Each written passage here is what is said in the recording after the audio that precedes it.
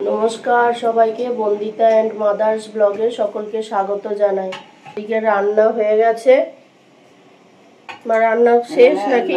ভাজাটা হলে হয়ে যাবে, ডাল হয়ে গেছে, ভাত হয়ে গেছে। হ্যাঁ, এখনো মা চা খাওয়া হয়নি, আমিও চা খেতে পারিনি। কারণ হচ্ছে যে মার ব্লাড টেস্ট হবে, এখনো আসেনি, ওই জন্যে দেরি হয়ে গেছে। ওদের ওখানে সব আজকে সব আসবে না, সবাই একজন আসবে, সে কালেকশন করবে, ওই জন্যই দেরি হচ্ছে। আমার এদিকে অনেক কাজ টাজ হয়ে গেল। ওই এক্ষুনি জল বসিয়ে দেবে, দাও। হ্যাঁ, দিয়ে দাও, জল বসিয়ে দাও। মার ওই সায়া টায়াগুলো ছিল, ব্লাউজ ছিল, সব পাট করে রাখলাম। মা ওদিকে রান্না হয়ে গেল, ঘরদোর সব আমার ঝাঁট দেওয়া হয়ে গেছে।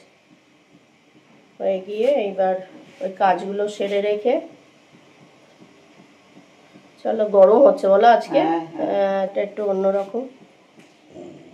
এতক্ষণে মার ব্লাড নিয়ে গেল, এবার দুজনে মিলে চা খেতে বসেছি।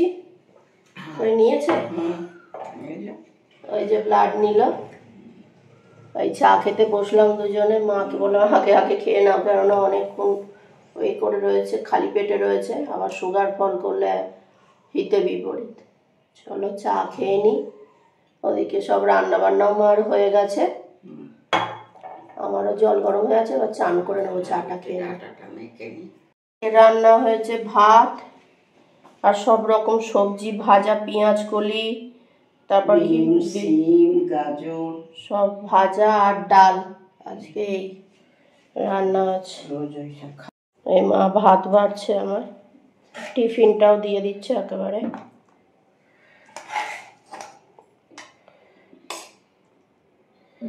ব্যাস,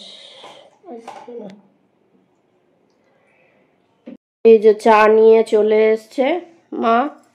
চা ঠান্ডাও হয়ে গেছে।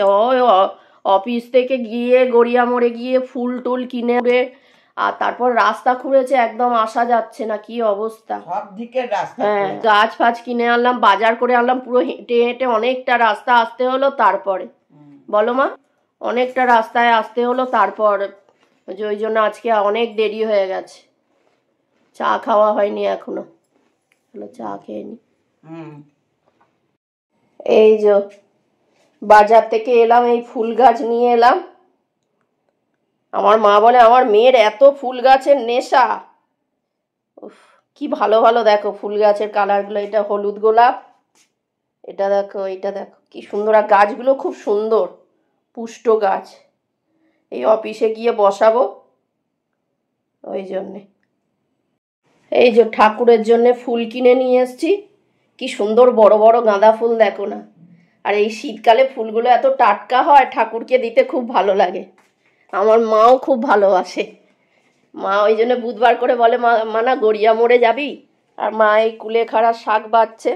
আর অনেক দিন বাদে এই গড়িয়া মোড়ে মানে ঠিক মতো যাওয়া হয় না বলে এই মাশরুম কেনা হয় না। শীতকালে এই মাশরুমটা পাওয়া যায়, ঝিনুক মাশরুম, এটা বলো মা। এইটা খেতে খুব টেস্ট, এটা শুধু শীতকালেই পাওয়া যায়। এটা আমার মেয়ে চাষও করতে, আবার ট্রেনিং দিতেও যেত। কি বলছে? আমার মেয়ে এটা একটা এনজিওতে যেত, ওখান থেকে ওরা ট্রেনিং দিতে, মিশন থেকে, নরেন্দ্রপুর রামকৃষ্ণ মিশন থেকে ওটা ট্রেনিং দেয়া তো। আর ওই ট্রেনিং দিতে আমিও যেতাম, সঙ্গে যেত আমার মেয়ে। ওই ট্রেনিং দেয়াতাম মাশরুমের। আমি আগে মাশরুম চাষ করতাম, অনেক মাশরুম হতো।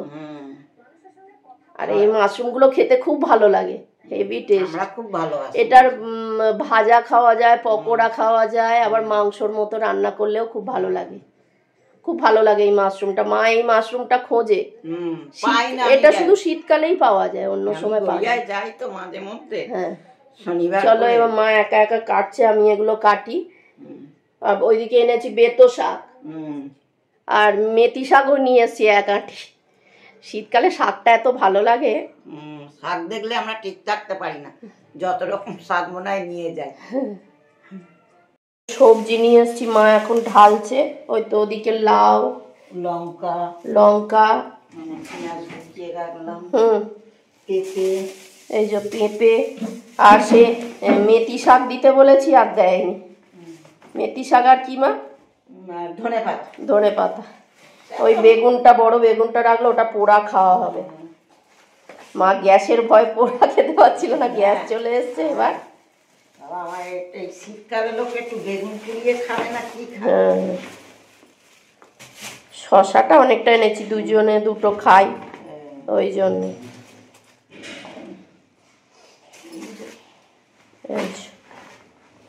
এই সবজি শীতকালে। কুলেখাড়া, হ্যাঁ, এই কুলেখাড়াটার এটা তুলে রেখেছি, সেটা বার করে দিয়েছে। এই যে কর্পূরদানিটা অনেকদিন ধরে কিনবো ওই একটা কর্পূরদানি কেনা হয়েছে, কিনবো করে কেনা হয়। হ্যাঁ, কর্পূরদানিটা আমাদের কিনবো পঞ্চপ্রদীপ কিনবো, তাহলে হয়ে যাবে। হ্যাঁ। এই যে বাজার থেকে সবজি নিয়ে এসেছি, মা এগুলো এবার ফ্রিজে তুলছে। এই যে ওইদিকে লাউটা নিয়ে এসেছি, লাউ, ওটা কি লঙ্কা? হ্যাঁ, লঙ্কাটা। হ্যাঁ, আর এই সবজি দেখলে ঠিক থাকা যায় না, সবুজ সবুজ জিনিস তো কি ভালো লাগে, খুব ভালো লাগে। আর এই একটা কর্পূরদানি নিয়ে এলাম। কর্পূরদানিটা মা অনেক দিন ধরেই নেবে নেবে করছিল। ওদের দোকান থেকে কেনার থেকে তুমি যদি এর দোকান থেকে কিনতে ভালো হতো। বাসু, আচ্ছা ঠিক আছে, চলো চলো, দেবো দেবো, আমি তোমাকেই দেবো দেবো, চলো। হুম, দেবো, তোমাকেই দেবো, তোমাকে ছাড়া কাকে দেবো? হ্যাঁ, তোমাকে ছাড়া কাকে দেবো? ওরম ভাবে চাইতে হবে। সোনা রে, সোনা রে, আরে ও খাবে, কতজনকে দেবো বল দিইনি? কোথায় দেবো? চারিদিকে কে বলবে কুকুরের একটু লোকে বলবে, বাবা ভাল লাগে না। এই যে বাসন কটা মেজে নি, ডগিটাকে খেতে দিয়ে এলাম। মার আর আমার শাক কাটতে কাটতে অনেক রাত হয়ে আছে। 2 আটি এনেছি না, বেতো শাকটা, মেথি শাকটা না, মেথি শাকটা যদি দিত তাহলে মেথি শাকটাই 1 আটি কেটে রাখতাম,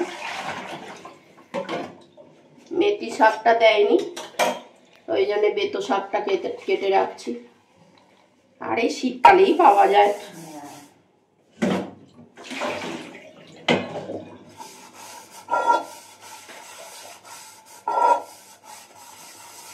আর ওই মাশরুমটাই এই শীতকালেই পাওয়া যায়।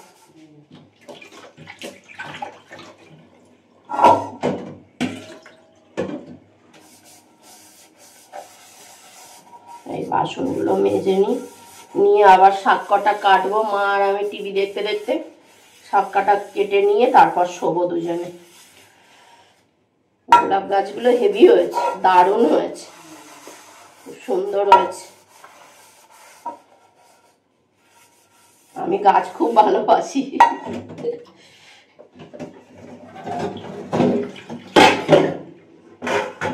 আর আমার হাতে গাছ হয়ও, বলতে নেই।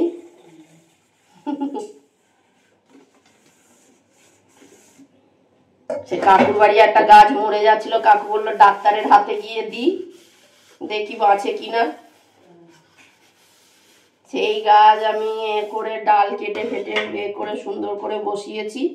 সেই গাছে আবার ফুল ফুটবে, কালকে একটা জবা ফুল ফুটবে, ওই সে কালচে লাল রঙের জবা ফোটে ওটা। এবারে পাতাগুলো দেখেছো, ওই জবা গাছটায় বড় বড় হয়েছে, বেশ বড় বড়।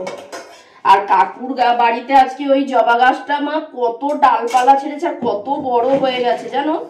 আজকে যে বসালাম বিশাল বড় আছে, কিন্তু পাতা নেই। কাকুর গাছে কেন পাতা হয় না ভগবান জানে।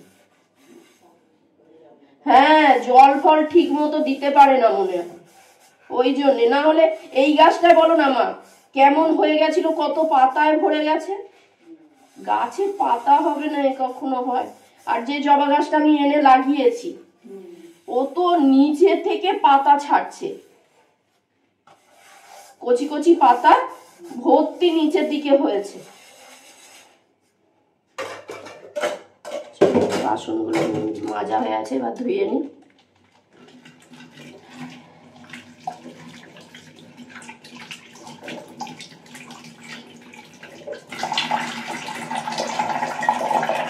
এই যে এই শাকগুলো কাটা হয়েছে, আর এইগুলো বাজবো মা মেয়ে দুজনে মিলে, যত তাড়াতাড়ি বাজবে তত তাড়াতাড়ি হয়ে যাবে। কেটে এবার আবার এডিটিং নিয়ে বসবো, বসে তারপর আবার শোবো। আজকে সারাদিন শোয়া হয়নি, এসে রোজ ঘুমোচ্ছিলাম, বেশ ফুর্তি হচ্ছিল, আজকে ব্যাস হয়ে গেল। ওদিকে শুয়ে শুয়ে টিভি দেখছে।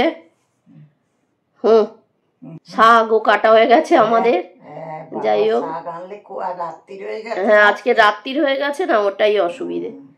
যাই হোক, ভিডিওটা আজকে এখানে, আর হেঁটে হেঁটে আসতে গিয়ে হ্যাঁ, আর এদিকে টিভিটা নিয়ে পড়েছিলাম, এর রিমোটের ব্যাটারিটা শেষ হয়ে গেছে, ব্যাটারিটা চেঞ্জ করতে গিয়েই যত গেল, তারপর টিভি এদিক ওদিক হয়ে গেছে, সেটা ঠিক করতে করতে আমার সময় চলে গেল।